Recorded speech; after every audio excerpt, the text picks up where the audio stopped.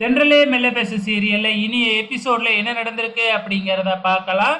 இப்ப நம்ம லீலாவதி இளமதியோட அம்மா அப்பா கிட்ட சொத்தெல்லாம் எழுதி வாங்கிக்கிட்டு பணத்தை கொடுத்துட்றாங்க. பணத்தை கொடுத்துட்டதுக்கு அப்புறம் வந்து பார்த்தீங்கன்னா, கொஞ்ச நாள் அங்கேயே தங்கிக்கிறோம் அப்படின்னு சொல்றாங்க. அப்ப கூட லீலாவதி தாராளமா அங்கேயே இருந்துக்குங்க.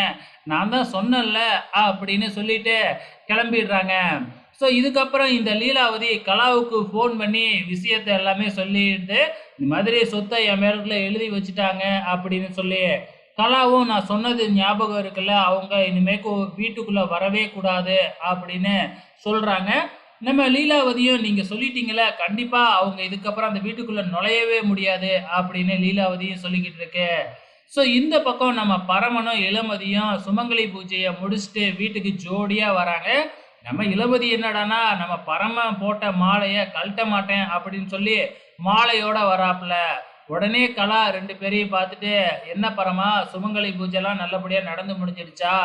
அப்படின்னு சொன்ன உடனே, பரமன் என்ன சொல்றதுன்னே தெரியாம முழிச்சுக்கிட்டு இருக்கும்போது, இந்த ரஞ்சிதம் அப்படியே தலைய வேணும்னே நக்கலா ஆட்டிக்கிட்டு இருக்கு. "இந்தா மாட்டிக்கிட்டல்ல, இரு உன்னைய வச்சு செய்யறேன்" அப்படின்னு சொல்லிட்டு, இது எல்லாத்துக்கும் காரணம் இந்த ரஞ்சிதம் தான்மா. இந்த ரஞ்சிதம் தான் தேவையில்லாம இளமதியோட பைக்கை பஞ்சர் ஆக்கி விட்டுருச்சு. வேற வழியே இல்லாம இளமதியை நான் கோயில்ல போய் டிராப் பண்ண போனேன். அப்ப அங்க இருக்கிற ஐயரு என் காலில் விழுந்து கெஞ்சினாரு, ஒரு ஜோடி மிஸ் ஆயிடுச்சு.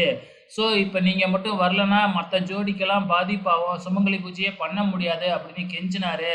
அதனால தான் நான் மற்றவங்களுக்காக இந்த பூஜையில கலந்துக்கிட்டேன் அப்படின்னு ஒரு பிட்டை ஓட்டி விட்டு போயிடுறாப்ல. உடனே இளமதி, இது எல்லாத்துக்கும் காரணம் இந்த ரஞ்சிதம் தானா, ரஞ்சிதம் செய்யறதுனால நமக்கு நன்மை தான் முடியுது அப்படின்னு போய் ரஞ்சிதத்துக்கு நம்ம இளமதி தேங்க்ஸ் சொல்றாங்க. அன்னைக்கு அப்படிதான் மாவெல்லாம் கொட்டி விட்டதுனால பரமன் எனக்காக கடைக்கடையா சாப்பாடு வாங்கி கொடுத்தான். இன்னைக்கு என் டயரை பஞ்சர் ஆக்கி என் கூட பரமன் சுமங்கலி பூஜையே பண்ண வச்சுட்ட, தேங்க்ஸ் ரஞ்சிதம் அப்படின்னு ரஞ்சிதத்துக்கு முத்தம் கொடுத்துட்டு போறாங்க நம்ம இளமதி.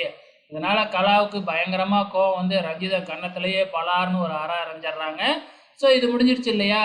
இதுக்கப்புறம் வந்து இளமதியோட அப்பா அம்மா பணத்தை எடுத்துக்கிட்டு நேராக தண்டபாணி வீட்டுக்கு போய் இளமதி கொடுக்க வேண்டிய காசெல்லாம் கொடுத்துட்றாங்க.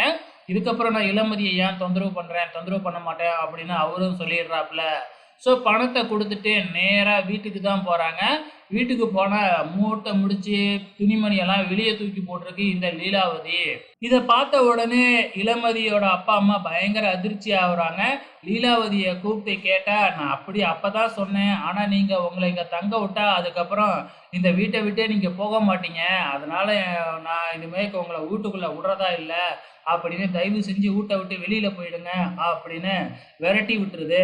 ஸோ இதுக்கப்புறம் என்ன நடக்குது, நம்ம நர்மதா பைக் ஆட்டோவில் வந்துக்கிட்டு இருக்கும் போது நம்ம இளமதி ஃபோன் பண்ணி நர்மதாவுக்கு தேங்க்ஸ் சொல்லிக்கிட்டு இருக்கிறாங்க. நர்மதாவுக்கு ஒன்றுமே புரியல.